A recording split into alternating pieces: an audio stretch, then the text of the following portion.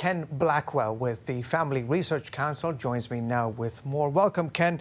First of all, your thoughts on the speech.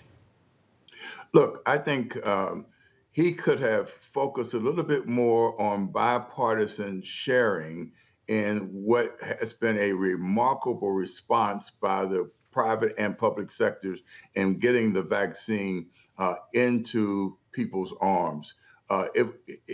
The Trump administration was ridiculed when it talked about Operation Warp Speed and getting this to market as soon as he was predicting that we would get it to market, and he in fact met that goal. Anyway, look, this $1.9 trillion, only a small portion of it goes towards making sure that we are safe and shots are in people's, vaccines are in people's arms. A lot of it covered for failed fiscal policies of states and localities that shouldn't be rewarded for those mistakes with more national debt. I mean, it was just unseemly that he in fact tried to sell this as a COVID-19 response when it was in large measure cover for big government failure. The president took a lot of heat that it took 50 days for him to come before the public to hold a news conference. Can you talk about, did last night's address quieten some of those criticisms? I doubt it. He needs to sort of stand in the well and take sharp questions from a curious media.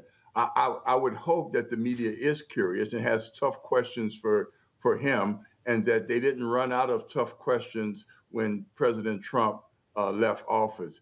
We have plenty to be concerned about.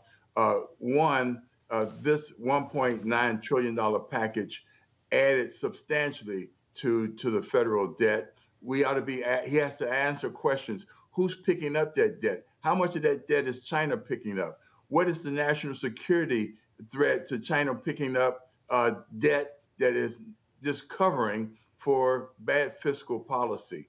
Look, we need to get our economy open and growing again. And we need to appreciate that one of the things that the Trump administration did was it took $3 trillion that was parked offshore, got it back into our economy. That put Americans back to work. This $1.9 trillion package puts us in a situation where we expand muscular government in our lives. And we all know that there's a relationship between the organized power of government or the state and individual liberty.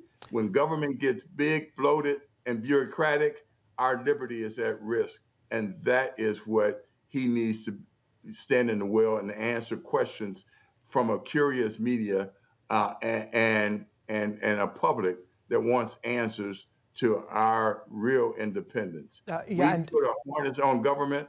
Yeah. We, in fact, optimize individual liberty. And real quickly, to that very point, the Wall Street Journal this week, the editorial page talking about this $1.9 trillion relief bill as creating sort of a COVID welfare state. They went on to say that this is basically a way station on the Democrats' high-speed train to a cradle-to-grave welfare entitlement state. Is that what you see unfolding here?